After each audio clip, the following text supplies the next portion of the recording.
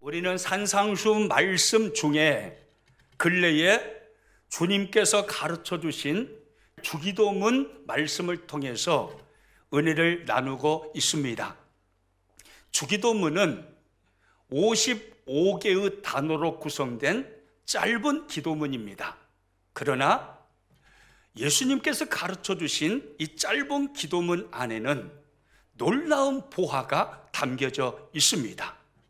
기도의 본질이 무엇이며 우리가 기도하는 기도의 대상, 우리의 기도를 받으시고 우리의 기도에 응답하시는 기도의 대상이 누구이시며 그리스도를 믿는 하나님의 백성은 무엇을 가지고 기도해야 하는지, 기도의 내용이 무엇인지에 관하여 주기도문을 통해서 예수님은 우리를 가르쳐 주십니다. 예수님은 먼저 우리가 기도하는 기도의 대상이 누구이신지에 관하여 말씀하시는데, 앞절 마태복음 5장 9절에서 이렇게 말씀합니다. 6장 9절 같이 읽습니다. 그러므로 너희는 이렇게 기도하라. 하늘에 계신 우리 아버지여. 우리가 기도하는 기도의 대상이 누구라고 말씀하시나요? 하늘에 계신 우리 아버지이시라고 말씀하십니다. 아버지라는 단어를 주목하여 보십시오. 우리가 기도하는, 우리의 기도를 들으시고 응답하시는 기도의 대상은 하늘에 계신 우리 아버지이십니다. 여기서 아버지라는 이 단어는 파테르라는 단어인데 우리말로는 아빠라는 의미입니다. 권위 있는 무서운 아버지가 아니라 친근하시고 친밀하신 아버지이시다 이 말입니다. 그러므로 우리가 어떤 기도의 제목을 가지고 나와서 하나님 앞에 기도하든 우리의 작은 신음소리까지도 응답하시는 하나님이신 것입니다. 예수님은 우리의 기도의 대상이 하나님 아버지이심을 말씀해 주시는데 하늘에 계신 아버지라고 말씀하십니다. 마태복음 6장 9절 말씀 다시 한번 읽습니다. 그러므로 너희는 이렇게 기도하라. 하늘에 계신 우리 아버지여. 하늘에 계신 우리 아버지여 라고 말씀하시죠. 무슨 의미일까요? 육신의 아버지와 다르다 이 말입니다. 우리의 기도를 들으시는 하나님 아버지는 육신의 아버지가 아닙니다. 육신의 아버지는 아무리 능력이 대단하시다 하여도 한계가 있습니다. 그러나 하늘에 계신 우리 아버지는 한계가 없으신 무한하신 전능하신 하나님이십니다. 아멘이십니까? 온 우주 만물을 창조하신 전능하신 분, 그분이 바로 하늘에 계신 저와 여러분의 아버지 하나님이신 겁니다. 우리는 그분에게 기도하고 있는 것입니다. 부와 귀가 하나님께로부터 말미암습니다. 모든 존귀하심과 영광이 이김과 승리케 하심과 강하게 하심이 하나님의 손에 있는 것입니다.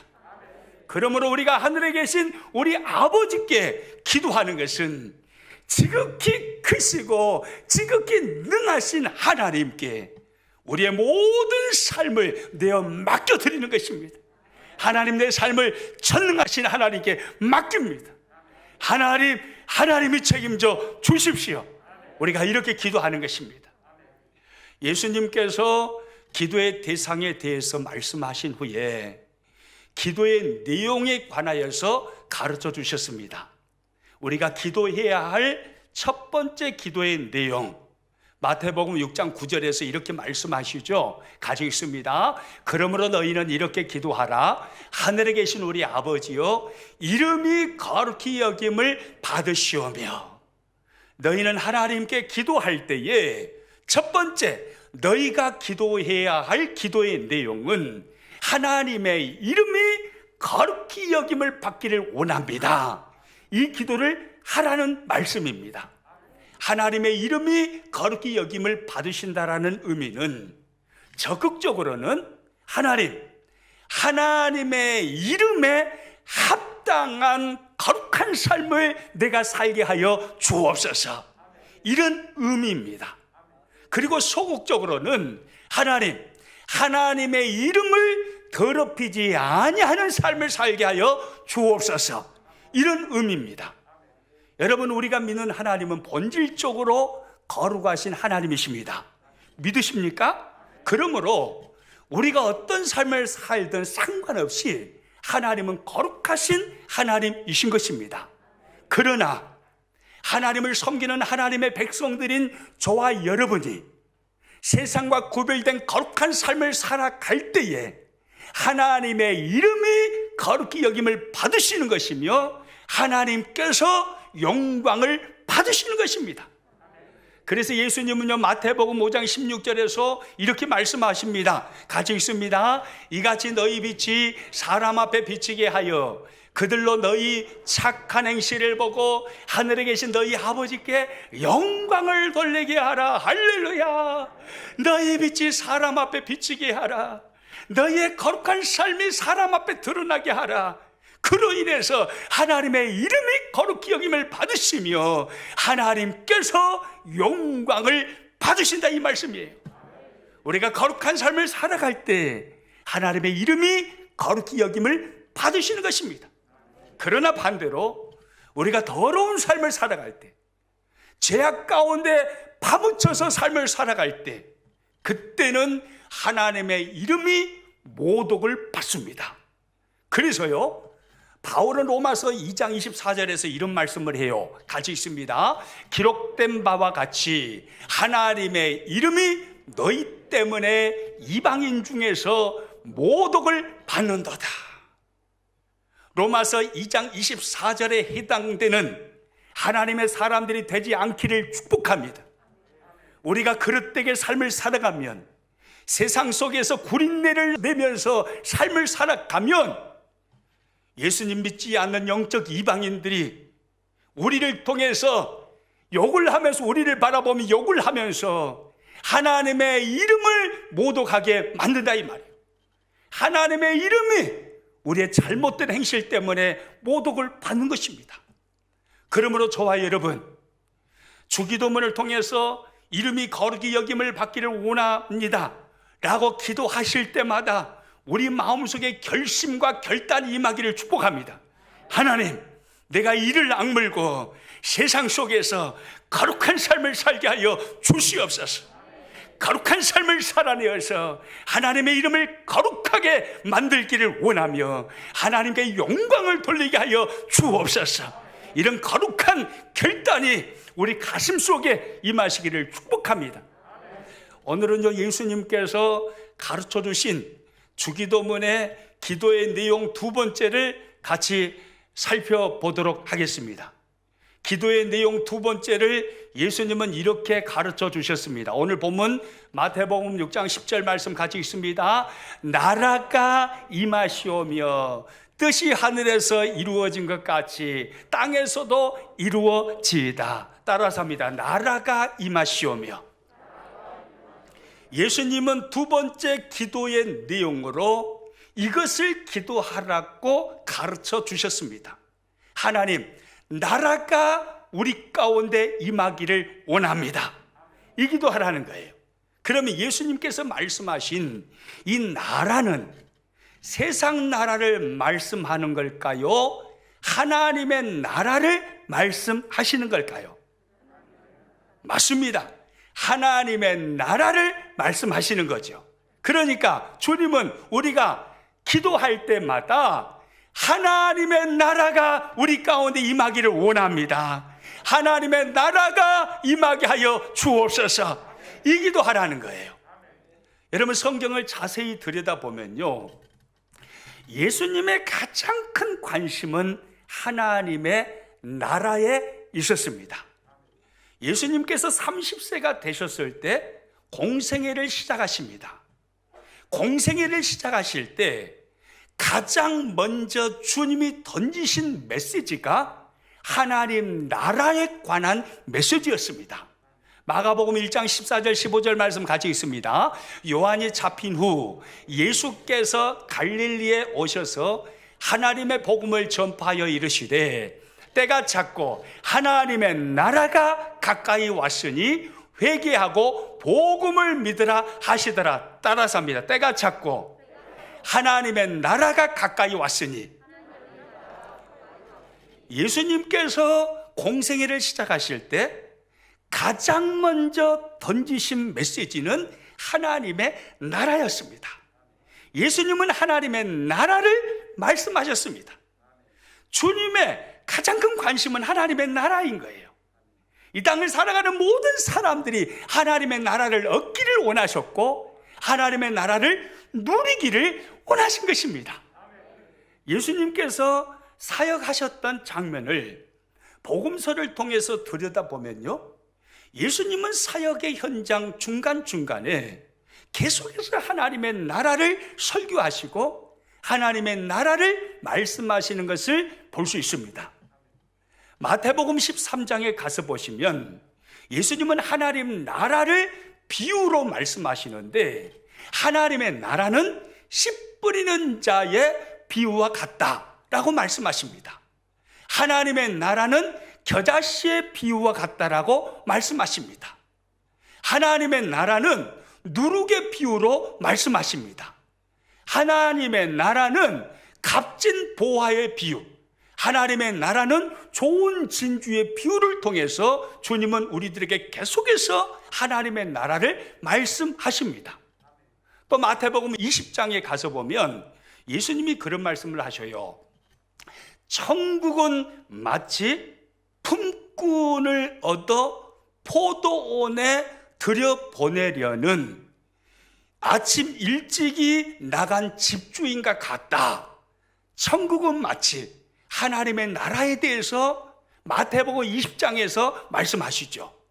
또 마태복음 25장에 가서 보면요, 천국은 마치 하나님의 나라는 마치 등을 들고 신랑을 맞으러 나간 열처녀와 같다, 이렇게 말씀하십니다.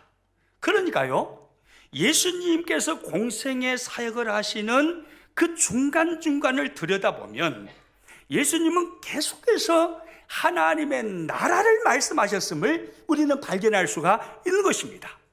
예수님의 최대 관심은 하나님의 나라였다 이 말이죠. 그리고 예수님은요, 우리의 죄 사함을 위하여서 십자가에 오르시고 십자가에 죽으십니다. 그리고 부활하셨습니다. 부활하신 후에 승천하시기까지 제자들과 며칠 동안 머무시나요? 40일 동안 머무시죠. 그 40일 동안 머무시면서 제자들에게 계속해서 말씀을 선포하시고 말씀을 가르치시는데, 예수님께서 하신 말씀의 핵심이 뭐냐면 그 핵심이 또한 하나님의 나라예요. 사도행전 1장 3절 말씀 같이 읽어봅니다. 그가 권한 받으신 후에 또한 그들에게 확실한 많은 증거로 친히 살아계심을 나타내사 40일 동안 그들에게 보이시며 하나님 나라의 일을 말씀하시니라. 할렐루야. 40일 동안 그들에게 보이시며 무엇을 말씀하셨다고 말씀하시나요? 하나님 나라의 일을. 그러니까 예수님의 최대 관심은 하나님의 나라인 거예요. 모든 사람들이 하나님의 나라를 얻기를 원하시는 겁니다. 모든 사람이 하나님의 나라를 누리기를 원하시는 거예요. 오늘 본문에 와서도 마찬가지잖아요. 주기도문을 예수님께서 말씀하시면서 기도의 내용 두 번째로 우리들에게 가르치시면서 역시 하나님의 나라를 말씀하십니다.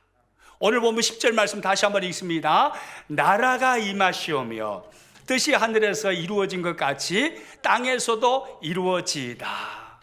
여러분, 이처럼요, 우리가 쭉 살펴본 것처럼 예수님께서 공생애를 시작하실 때도 핵심의 메시지가 하나님의 나라였고, 예수님의 공생애 사역 중에도 핵심의 메시지는 하나님의 나라였고, 부활하신 후에 승천하시기까지 40일 동안 이 땅에 머무시는 동안에 주님의 핵심의 메시지 역시 하나님의 나라였습니다. 이처럼요, 예수님은 하나님의 나라를 정말로 소중하게 여기신 것입니다. 그러면 예수님께서 그렇게 귀히 여기셨던 하나님의 나라, 이 하나님의 나라는 무엇일까요? 하나님의 나라는 무슨 의미일까요? 여러분, 대단히 중요한 것을 지금 살피고 있는 것입니다. 하나님의 나라를 우리가 얻기를 원하고 예수님을 믿으면서도 하나님의 나라를 누리는 신앙생활을 하기를 주님은 원하십니다. 하나님의 나라가 뭐냐 이 말이에요. 하나님의 나라에서 중요하게 이해해야 할 단어가 나라라는 단어입니다. 이 나라라는 이 단어를요, 언어로 보니까 바실레이아라는 단어입니다. 이 단어는 다스림과 주권을 의미합니다. 따라서 해봅니다. 바실레이아. 이게 무슨 의미라고요? 다스림과 주권입니다. 그러니까 나라라는 이 개념은요, 용토의 개념이 아닌 거예요. 주님의 통치 개념입니다. 왕 대신 주님이 나를 통치해 주시기를 원합니다. 주권을 가지신 하나님께서 나를 다스려 주시고 나를 통치해 주시기를 원합니다. 이 의미인 거예요. 그러니까 하나님의 나라가 임하기를 원한다는 것은 주님의 통치가 나의 삶 가운데 임하기를 원합니다. 주님의 다스리심이 나의 삶에 임하기를 원합니다. 이런 의미다 이 말입니다. 장소적인 개념이 아니에요. 통치적인 개념이에요. 여러분, 한 국가가 성립하기 위해서는 반드시 세 가지 요소가 갖춰져야 합니다. 첫 번째는 국민이 있어야죠. 국민이. 백성이 있어야 될 거 아닙니까? 두 번째는 영토가 있어야 됩니다. 그리고 세 번째 중요한 게 있는데, 세 번째는 뭡니까? 주권입니다. 그렇습니다. 국민과 영토와 주권, 이 세 가지가 충족될 때 나라가 되는 것입니다. 이것은 성경의 이야기가 아니라 일반 세상의 이야기예요. 국민과 영토와 주권이 있어야 돼요. 여러분, 우리가 일본에게 36년 동안 나라를 빼앗겼습니다. 그리고 36년 일본 식민지의 삶을 살았습니다. 그때 우리는 나라를 빼앗겼다라고 말을 합니다. 왜 나라를 빼앗겼다고 그러나요? 영토를 잃었나요? 아니에요. 영토는 있어요. 국민이 사라져버렸습니까? 국민도 있어요. 무엇을 빼앗겨버린 겁니까? 주권을 빼앗겨버린 거죠. 1910년도 한일 합방을 통해서 주권을 빼앗겼습니다. 주권을 빼앗기니까 나라를 빼앗긴 격이 돼버린 거예요. 하나님의 나라가 우리에게 임하기를 원한다는 것은 우리의 주인 되시는 주권을 가지신 하나님의 통치가 나에게 임하기를 원합니다. 이런 기도인 거예요. 여러분, 독도라는 그 지역을 보십시오. 독도 다 아시죠? 독도는 누구 나라 땅입니까? 대한민국 땅입니다. 일본 사람들이 아무리 고집을 부려도 독도는 대한민국 땅입니다. 우리 땅입니다. 왜 그렇습니까? 독도를 향한 주권이 어느 나라에게 있어요? 우리나라에게 있는 거예요. 대대로 역사적으로 독도에 미치는 주권은 대한민국에 있었습니다. 그래서 그런 노래도 있잖아요. 독도는 우리 땅, 울릉도 동남쪽 백길 따라 200리, 그 다음 뭐죠? 외로운 섬 하나 새들의 고향, 큰 누가 아무리 자기네 땅이라고 우겨도 독도는 누구 땅이에요? 우리 땅이에요. 우리 땅. 왜 그렇습니까? 주권이 우리에게 있기 때문입니다. 하나님의 나라는 주권이에요. 하나님의 백성들의 주인된 권리가 누구에게 있습니까? 하나님께 있는 거예요. 주권을 가지신 하나님의 통치, 하나님의 다스림, 이것을 사모하는 것이 하나님의 나라가 나에게 임하기를 원합니다. 이 기도인 것입니다. 예수님은 끊임없이요, 우리가 이 기도하기를 원하는 거예요. 너희들은 이 기도해야 돼. 하나님의 나라가 임하기를 원합니다. 이 기도해야 돼. 하나님의 통치를 받기를 원합니다. 하나님의 다스리심을 받는 삶을 살기를 원합니다. 나의 주인 되시는 주권을 가지신 하나님의 통치를 받는 그리스도인의 삶을 살게 하여 주시옵소서. 이렇게 기도하라고 말씀하시는 겁니다. 여러분, 그러면 하나님의 나라는 언제 시작이 되었을까요? 역사적으로 보면요, 하나님의 나라는 예수 그리스도께서 이 땅에 찾아오심으로 십자가를 짊어지시고 인생의 모든 죄 문제를 해결하여 주신 후에 죽으시고 부활하심으로 그때부터 하나님의 나라가 역사적으로 이 땅에 시작이 되었습니다. 예수님께서 구속사역을 이루시기 전에는 이 땅의 어둠의 권세, 악의 영들이요 주인이었어요. 왜 그렇습니까? 우리의 죄 때문에, 죄 때문에. 아담 이후에 인류의 모든 죄로 인해서 어둠의 영들이, 귀신의 세력이요 세상의 주인된 권리를 가지고 세상을 통치하고 세상을 다스렸습니다. 그러나 하나님께서 예수 그리스도를 이 땅에 보내주신 줄로 믿습니다. 예수님을 보내시고 어둠의 권세가 죄악을 붙들고 주인 세력, 주인 권세를 하는 그 어둠의 세력을 무너뜨려 버리신 거예요. 예수님을 통해서 죄의 문제를 해결해 버리신 것입니다. 부활을 통해서 영원한 생명을 주신 것입니다. 죄의 문제가 다 해결되고 나니까 예수님이 이제 우리의 주인이 되신 거예요. 예수님께서 부활을 통해서, 십자가를 통해서 죄 사함과 부활의 사역을 통해서 죄 문제 해결하시고 주인된 권세를 가지고 주인으로서 이제 우리를 다스리시는 것입니다.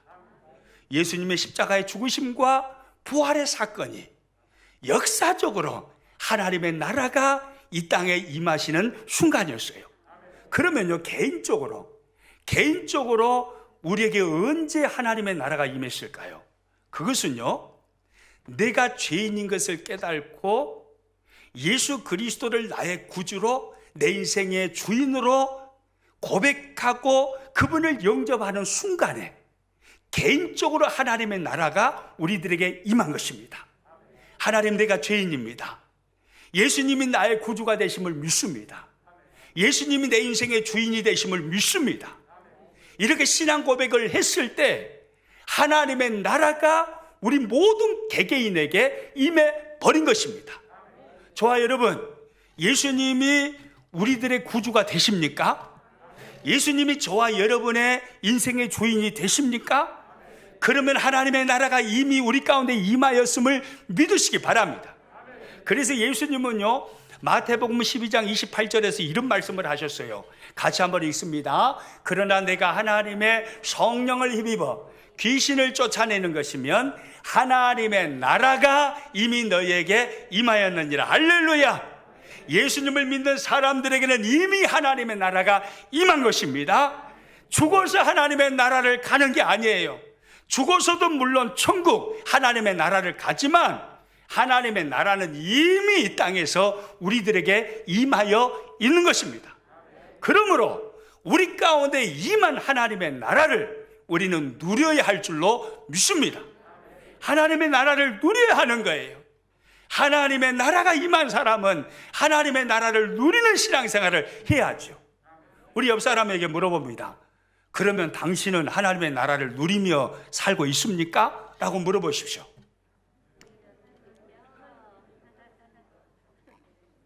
뭐라고 대답합니까? 그런다고 대답합니까?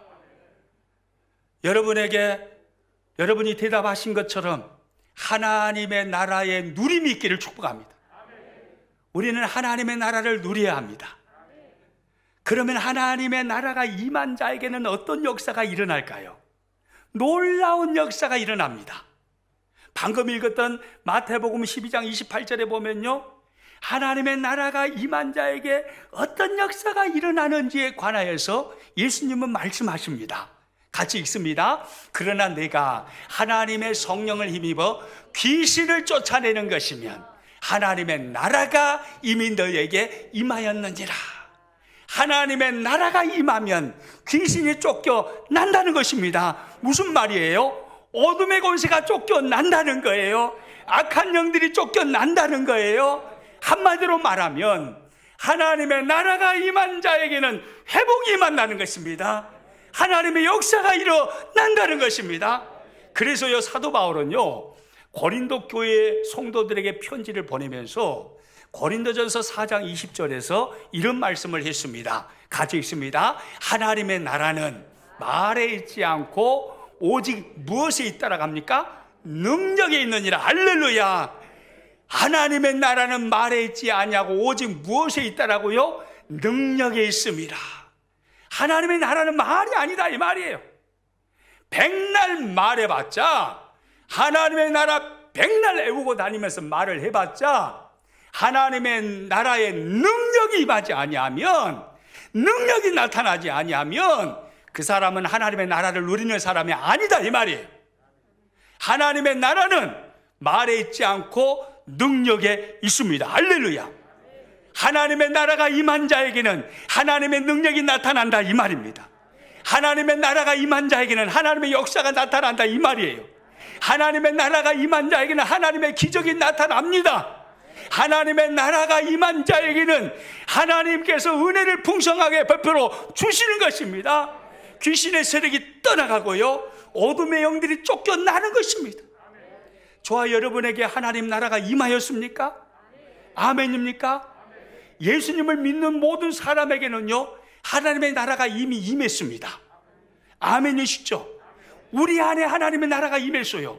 그렇다면 우리에게서 기적이 나타나야 되는 거예요. 이게 정상이에요.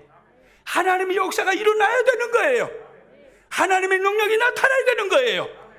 예수님 믿는 사람하고 믿지 않는 사람은 달라야 되는 거예요. 믿지 않는 사람하고 똑같다, 이건 예수님 믿는 사람이 아니에요. 왜요? 그러니까 하나님의 나라가 임하지 않은 거예요. 하나님의 나라가 정말로 임한 사람은, 진짜 예수님 믿는 사람은, 그에게는 이미 하나님 나라가 임하여 있습니다. 하나님의 나라가 임하였으므로 능력이 나타나게 되는 것입니다. 하나님의 기적이 일어나게 되는 것입니다. 하나님의 역사가 일어나게 되는 것입니다. 여러분의 삶에 하나님의 기적이 나타나고 있습니까? 하나님의 역사가 일어나고 있습니까? 세상이 감당할 수 없는 하나님이 부으시는 은혜를 누리고 있습니까? 정말이십니까? 그러면 여러분에게는 하나님의 나라가 임한 것입니다. 하나님의 나라를 누리고 있는 것입니다. 할렐루야. 저는 우리 평안교회 식구들이요, 신앙생활 하면서요, 하나님의 나라를 얻는 것에 만족하지 아니하고 하나님의 나라를 누리시기를 축복합니다. 하나님의 나라는 이미 우리 가운데 임했습니다. 죽어서 천국 갈 것으로만 생각하지 마세요. 죽으면 물론 예수님 믿기 때문에 하나님 나라에 들어갑니다. 그러나 거기에서만 하나님의 나라를 얻는 게 아니에요. 우리는 이미 하나님의 나라를 얻은 자로서 신앙생활을 하고 있는 것입니다. 그러므로 하나님의 능력인 하나님의 나라를 우리는 누려야 되는 거예요. 할렐루야. 그러면요, 구체적으로 하나님의 나라를 사는 그리스도인들에게는 구체적으로 어떤 열매가 맺혀질까요?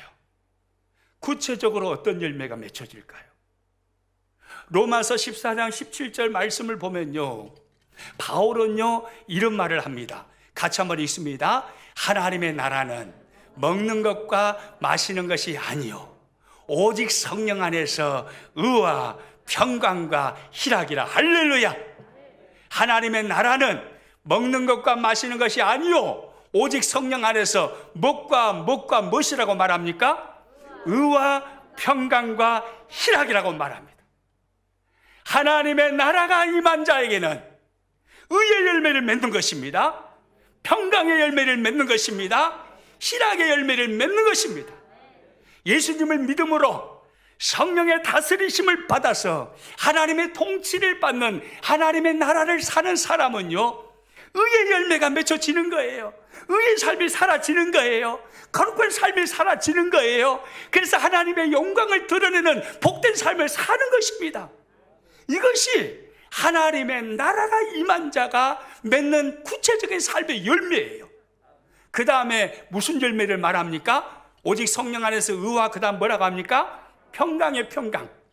평강의 열매를 맺게 되는 것입니다. 여러분, 이 평강이라는 이 말은요, 에이레네라는 단어예요. 그리고 히브리어로 말하면 토브라는 단어입니다. 한국말로 하면 무슨 단어예요? 행복이라는 단어, 행복. 무슨 단어라고요? 행복의 행복. 누가 행복을 누린다는 겁니까? 하나님의 나라를 사는 사람이 행복을 누린다는 것입니다. 여러분, 행복의 답이 여기 있는 것입니다. 권세 있지 않습니다. 돈에 있지 않습니다. 건강에 있지 않습니다. 행복의 답은 하나님의 나라를 누리는 사람에게 있는 것입니다. 하나님의 통치를 받으면, 하나님의 다스리심을 받으면 행복해지게 되어 있어요. 할렐루야. 여러분 모두가 하나님의 다스리심을 받으시기를 축복합니다. 그래서 행복하시기를 축복합니다. 따라서 합니다. 오메오메. 행복의 답이 여기에 있었구만이. 믿으십니까? 행복의 답이 여기 있는 거예요. 다른 데 있지 않아요. 대통령의 권세를 얻는다고 행복해질까요? 윤석열 대통령 당선됐는데 행복해질까요? 그가 하나님을 섬기지 아니하면, 하나님의 통치를 받지 아니하면 아무리 대통령이 되어도 그는 행복하지 않습니다. 그는 어두운 삶을 살게 될 것입니다. 무속인들의 지배를 받는 이상 그는 어두운 삶을 살 수밖에 없습니다. 성경이 말하는 행복의 답은 하나님의 나라를 살 때 누리는 것입니다. 오직 하나님의 통치를 받아야 합니다. 하나님의 다스리심을 받아야 합니다. 거기에 평강의 열매가 맺혀지는 것입니다. 그 다음에 희락의 열매입니다. 희락이 뭡니까? 기쁨이죠. 즐거움이죠. 모든 환경을 뛰어넘어서 춤을 추는 삶을 사는 것입니다. 이 희락이에요. 그래서 예수님을 믿는 사람은요, 항상 기뻐하는 거예요. 항상 즐거워하는 거예요. 할렐루야.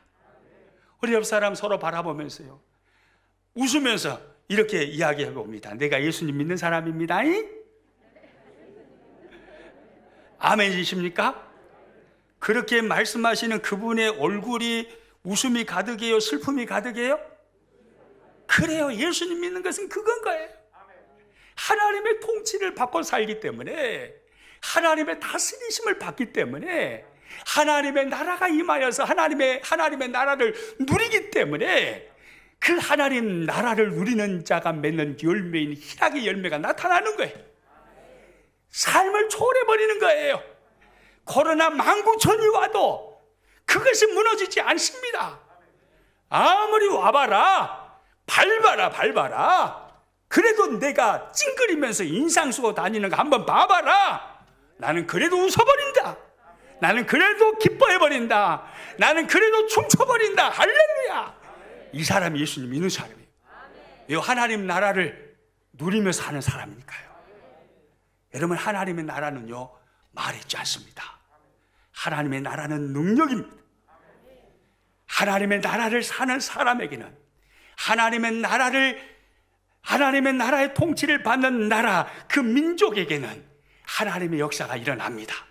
하나님의 기적이 나타납니다. 할렐루야. 여러분, 우리나라를 봐보세요. 우리나라요, 100년 이전만 해도요, 찢어지게 가난한 나라였어요. 그처럼 가난한 나라가 없어요. 가난한 조선 사진을 봐보세요. 저건 일면이죠. 초가집.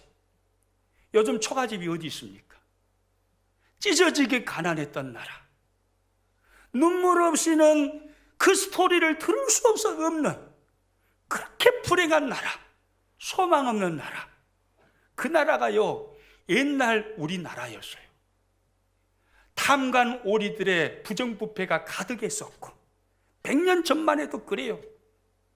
그리고요, 여러분 잘 아실 거예요.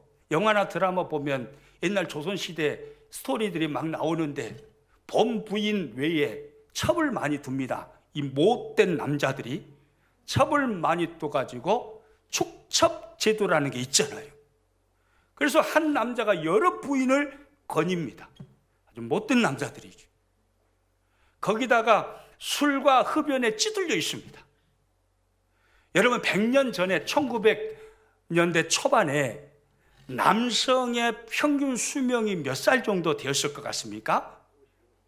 지금은 한 70대 후반 정도 되잖아요. 80 가까이 되잖아요. 100년 전, 불과 100년 전이에요. 1900년 초반에 조선의 남성의 평균 수명이요 40이요. 40밖에 안 됐어요. 기록에 의하면 그래요. 환경이 참 어둡잖아요. 의료시설이 뭐가 있습니까? 예. 그 흡연에 줄기고 술에 찌들려 있고, 그리고요 그 시대 도박도 얼마나 남성들이 찌들려 있는지 몰라요. 도박을 얼마나 일삼는지요. 도박에 빠져가지고 재산 다 말아먹고 전답도 다 말아먹고 나중에는 이 속 없는 남자들이 자기 아내까지 팔아먹었다는게요. 이게 조선시대 이야기예요. 이렇게 가난하고 이렇게 비참하고 소망 없었던 이 나라에 하나님께서 불쌍히 여겨주심으로 이 땅에 복음을 던져주신 것입니다. 토마스 선교사님을 앞세워서 아펜젤러 선교사님들을 통해서요 이 땅에 복음이 들어왔어요. 복음이 들어오니까 하나님의 교회들이 세워졌습니다. 우죽순으로 순천에도 하나님의 교회가 세워졌어요. 광주에도 세워졌고 나주에도 세워졌고 목포에도 세워졌고 지역마다 하나님의 교회들이 세워졌습니다. 하나님의 교회가 세워지면서 하나님의 나라가 이 땅에 임하게 된 것입니다. 하나님의 나라가 임하게 되었다는 것은 하나님의 통치가 임하게 되었다는 거예요. 십자가 복음이 들어오면서 어둠의 권세가 쫓겨났습니다. 이 땅에 주인 노릇하던 어둠의 영들이 도망쳤습니다. 귀신의 세력이 쫓겨났습니다. 하나님이 통치하기를 시작하셨습니다. 그랬더니요 복음이 들어오고 교회들이 세워지고 하나님의 나라가 임하니까 나라가 바뀌어버린 것입니다. 가난이 사라져버린 것입니다. 지금 선진국이잖아요. 우리나라가 세계적인 경제 대국이잖아요. 이 복을 하나님이 주신 줄로 믿습니다. 하나님의 나라는 말에 있지 않아요. 능력에 있습니다. 하나님의 나라가 임한 곳에는 하나님의 기적이 나타나는 것입니다. 나라뿐이겠습니까? 저와 여러분의 삶에도 마찬가지입니다. 저와 여러분은 예수님을 믿는 사람입니다. 그러므로 우리는 하나님의 나라를 얻은 자이고 하나님의 나라를 누리는 자입니다. 그렇다면 우리는 믿어야 합니다. 내 삶에 하나님의 역사가 일어날 것을 믿어야 하는 거예요. 내 삶에 하나님의 기적이 나타날 것을 믿어야 되는 거예요. 세상을 초월하고 환경을 초월해서 기뻐할 수 있는 능력이 내 안에 있음을 믿어야 되는 것입니다. 모든 삶에서 행복할 수 있는 능력이 내 안에 있음을 믿어야 되는 거예요. 할렐루야! 우리에게 그 능력이 있어요. 왜요? 하나님의 나라를 소유하고 있기 때문입니다. 저는 우리 평안의 식구들이요 그 하나님의 나라를 풍성하게 누리며 신앙생활 하시기를 축복합니다. 할렐루야! 누가 뭐라고 해도 하나님의 나라가 나에게 임함으로 하나님의 기적이 나타나고 하나님의 역사가 나타나고 하나님의 일하심이 드러나고 할렐루야! 그런 놀라운 기적의 삶 우리에게 일어났으면 좋겠습니다. 말씀을 마치겠습니다. 예수님은요 주기도문을 통해서 두 번째 기도의 내용으로 나라가 임하시오며 이 기도를 가르쳐 주셨습니다. 하나님의 나라가 임하기를 원하는 기도를 하나님께 끊임없이 드리라는 것입니다. 여러분 이 기도를 바꿔서 생각해 보면 저와 여러분을 향하신 주님의 간절한 소원이 무엇인지를 알 수가 있습니다. 너희는 하나님의 나라가 임하는 것을 끊임없이 기도하여서 하나님의 역사를 누리는 삶, 하나님의 능력이 나타나는 삶, 하나님의 기적을 체험하는 삶, 의의 열매가 드러나는 삶, 평강의 삶을 살아가는 삶, 희락을 누리는 삶을 살아가는 삶, 이 삶을 나는 너희가 살아가기를 원한다. 이 말이잖아요. 주님의 소원이 우리 가운데 이루어지기를 축복합니다. 하나님의 능력이 나타나고, 하나님의 역사가 나타나고, 하나님의 기적이 우리의 삶 가운데 일어나고, 의의 삶의 열매가 나타나고, 평강의 열매를 맺게 되고, 희락의 열매를 맺게 되는 놀라운 이 시대의 세상과 구별된 변화된 크리스찬의 삶, 이 삶이 우리 모두에게 있기를 주님의 이름으로 축복합니다.